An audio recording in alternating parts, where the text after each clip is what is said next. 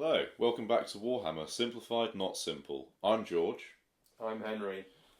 Today we're going to be doing sort of building, kit bashing, and sort of that aspect of starting out. So getting a first model done and maybe kit bashing a couple more as well. So we'll start off with kind of building your first model and the essentials. You need some plastic glue. We can't recommend this enough.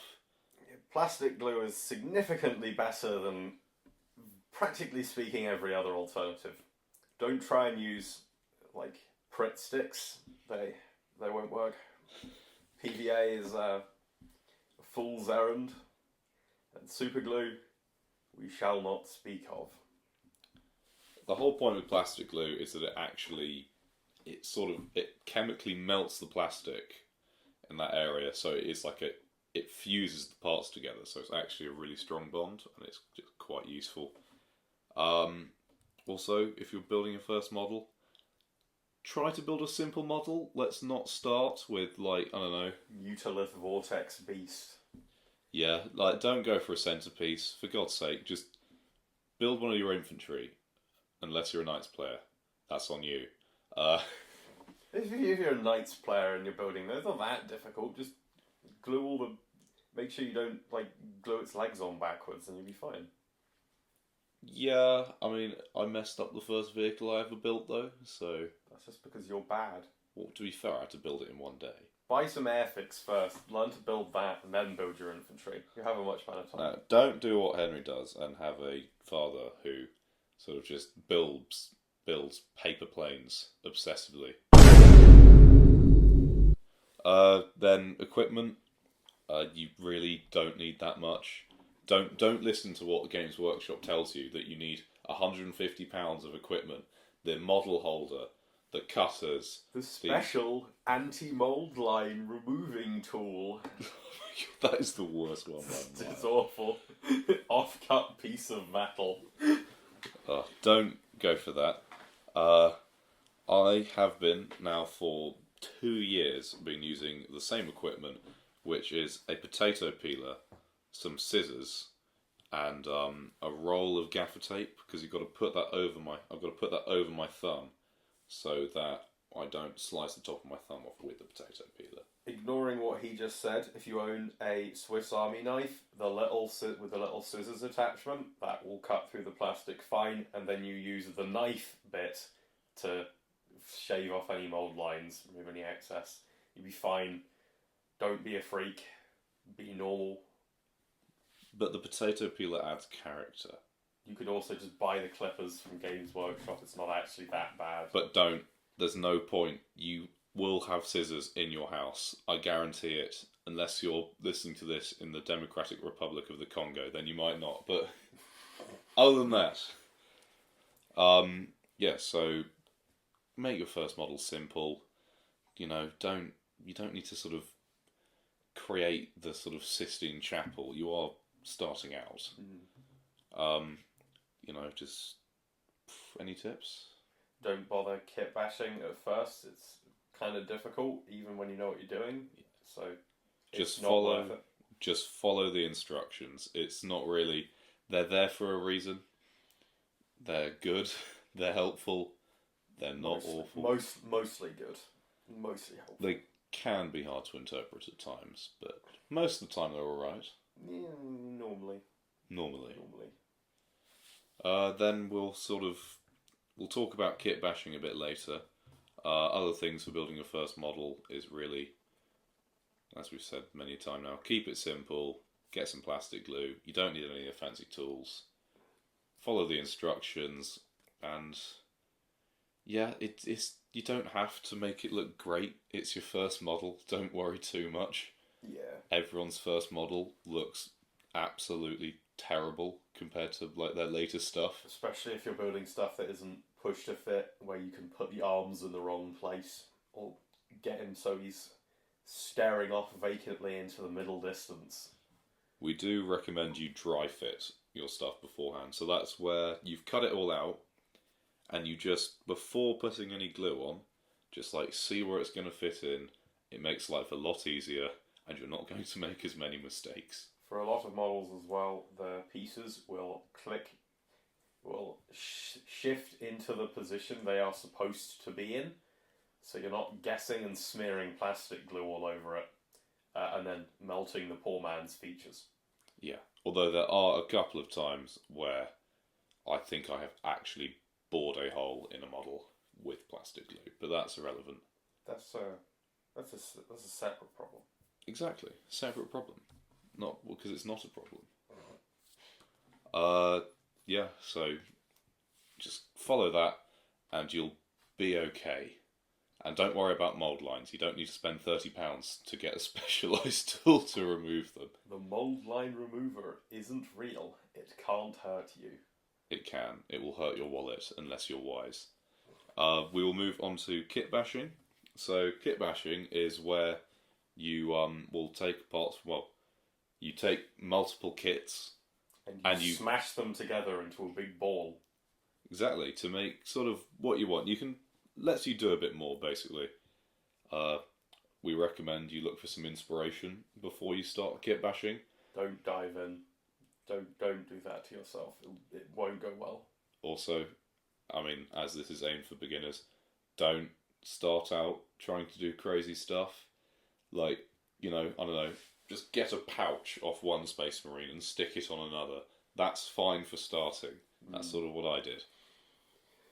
Once you're actually confident enough to do kit bashing, it's definitely easier with some armies than others.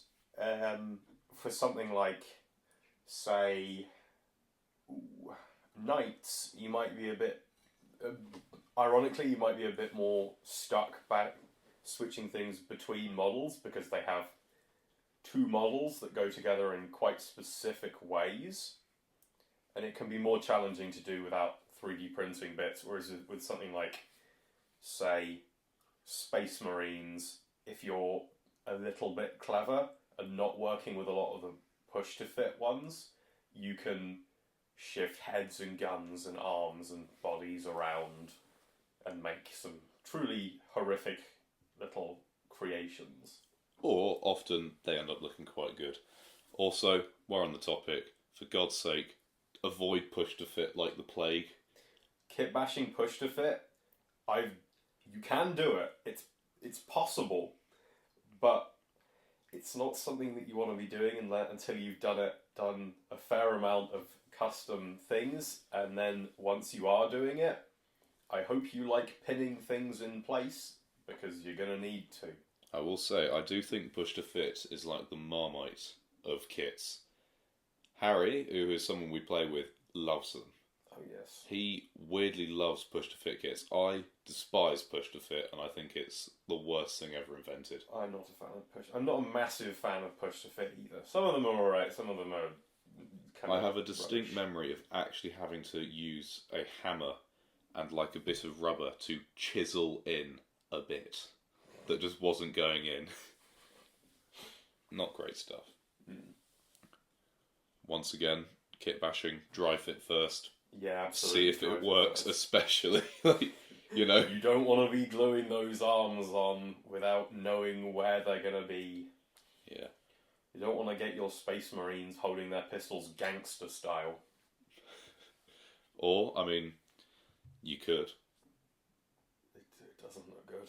True. It doesn't look good. Also, once again, it's not going to look good the first time you do it. There's going to be quite visible places where you've cut things. Don't worry, it gets better. Yeah, you'll get more confident with time and experience. I made a sort of hand flamer out of about 5 different pieces, and you actually can't tell that it's 5 different guns, which I'm quite proud of that. Quite a large chunk of my characters are kit bashed for my Space Marine army. I think they came out pretty good. Yeah, no, it always works. Now, for more advanced stuff, kit bashing, you can use like green stuff, milliput, etc.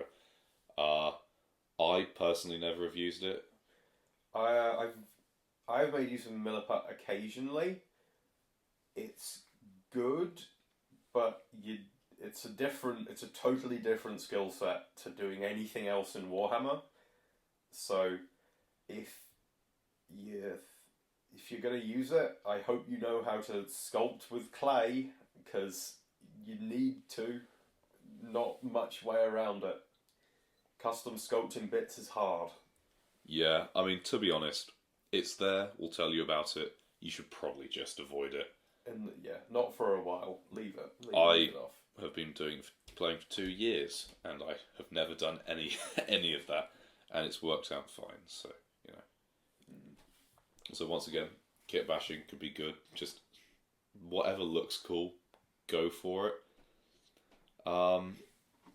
We'll say when you're building your models in general, try to, if you're going to kit bash them or stray from the kits, at least make it so they are similar to what they should be.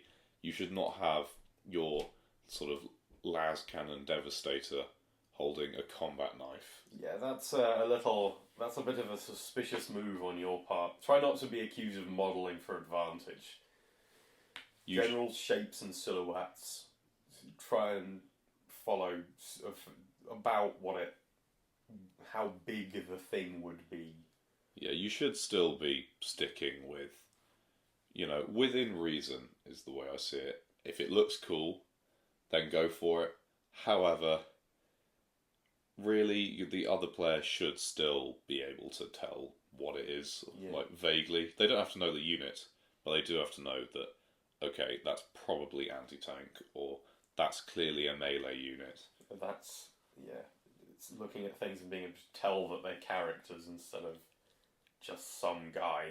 Yeah. Also, don't be that guy that just kit bashes a regular infantry guy and, I don't know, maybe puts on a different helmet and gives him a special melee weapon and says he's like a Space Marine captain. He's not. He's not even a lieutenant. He's like a sergeant at best.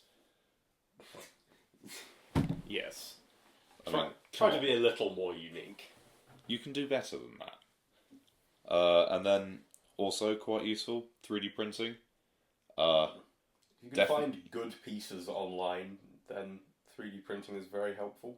I will say, if you're starting out, don't get a 3D printer. However, if you know someone that has one, or you can, I think people do services online where they just print stuff off. Yes, you can get part sellers online who will have bits of things. Don't get stuck in the trap that for kit bashing you have to buy Games Workshop. You don't have to at all. Even your models you don't have to buy Games Workshop. Not necessarily. Although the Games Workshop models are, at the end of the day, they are quite good. They're good quality. Yeah. They may be expensive, but they are sort of worth it. More expensive if you live in America. Haha. Burger tax. Suckers. Fools. No, yeah, but 3D printing can be good. If you're really looking for a part or just going for something cheap, it can be really helpful to just kind of get that out. I'm 3D printing a guard army fully, just because I thought the aesthetic would look quite cool, and I really don't want to paint Cadians. Cadians are, not enormously fun. I've painted a couple, and it's just irritating. Yeah, it's not worth it. No, it can be really good for kit bashing if you're looking for something special. I want to kit bash an Emperor's Champion to be holding a power chair, and I found a power chair STL online. You can go to some dodgy sites, so be careful on that count. The good ones are Cults 3D. If you got a thing for trawling through rubbish, then Cults 3D and I think it's Yegi can both be quite good. There are a few others. You get custom STL maker sites, or not custom STL maker, professional print makers. No, so Cults and Yegi are sort of, most of it is absolute trash, but it's free. But occasionally you'll find something that actually looks quite well. So don't knock them. My Mini Factory is a way more professional one, although it can be a bit harder to find what you're looking for because of the way the website works. It's a bit weird. Yeah. But other than that, go for it. 3D printing is always fun. Definitely. It's it can be a nightmare. The working with resin is so much worse than working with plastic. Resin needs super glue or similar materials to hold it together, which are worse than plastic glue in almost every way. It's not as strong. It dries at about the same speed, so you don't exactly have any advantages there. And it will stick your fingers to them, which is really fun. Yep. There's also no holding power for superglue, at least before it's dry, so you can run into problems with that. Yeah, they're not good to try and put together. I mean, there's also if the thing says push to fit on the STL, run, hide, just Flee. don't do it. It's awful. Just get some. Actually, I mean, realistically, Arald ice is the way to go. Dries like concrete. So good. No, yeah, but so 3D print it if you want to. If you're starting out, don't buy a 3D printer, for God's sake. The resin is worse, dealing with the resin is worse. It's a whole different skill set that you have to learn. Resin will give you a very different introduction into hobbying with Warhammer than plastic will. A different introduction that will make you not want to do Warhammer. Nope. Think of it sort of like green stuff and that sort of style where it's there. You can maybe make use of it, get someone else to print it for you, but unless you really know you're in for the long haul, don't buy it. If you are in for the long haul and you've sort of been going for a decent amount of time and you know you're enjoying it, then it could be worth it. Yeah. Like it's useful to have. Yeah. Like you've printed off your guard. Yeah. Well, my guard are largely, a big chunk of them are 3D printed for cost reasons. But yeah, for the 3D printer can be a lot cheaper. Literally 50% off for Tempest Scions, because those things are miserably priced. My God. No, it's a good way to save some money if you're going long haul, but if you're starting out, which is what this podcast is aimed for, then don't. It's not a good idea, but it is there if you want someone else to 3D print it off for you. Anything else you'd like to add? I don't think there's anything major. I think we've got it all. Yeah, so, that sums it up then. Just get some plastic glue. Don't buy the mould line remover off Games Workshop. You don't need it, for God's sake. And kit bashing, follow the rules. Keep it simple, especially when you're starting out. And just remember, for the whole thing, it's not going to look good compared to later stuff and what you see online. Just remember that. Yeah. Those people online have been kit bashing for 4 years. One of them's a professional sculptor. I wouldn't worry too much about it. Yeah. Anyway, that concludes it. Thank you for listening.